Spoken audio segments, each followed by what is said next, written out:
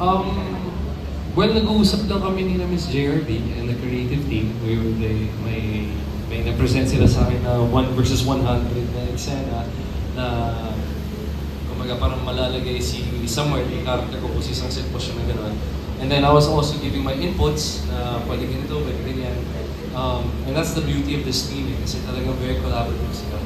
And kumaga, it's really a teamwork. Kaya po, ganito po yung kalabasan ng show namin is, I would like to say, quality because of it's not just one person or just it's a team. And so during that process, binanggit lang po ni Miss JRB na gusto mo i-direct mo yung eksena yan. And honestly, sabi ko, wow, that would be an honor talaga, a privilege.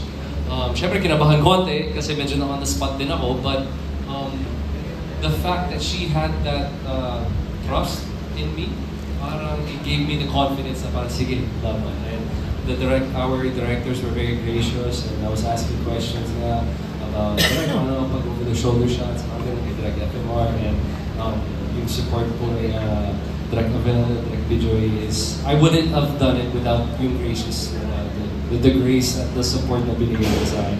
And even with the cast members, my first scene was actually si JC at si LA. Mapapanood po yung pumasok sila sa building. That was my first ever scene na direct ko.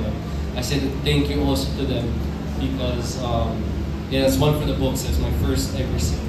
Tapos yung production design namin, yung producers namin, yung cameraman namin, DOP namin si Direct Mark. Amazing. Hindi ko talaga magagawa to kung hindi din tayo sa. And of course, Direct FM. Direct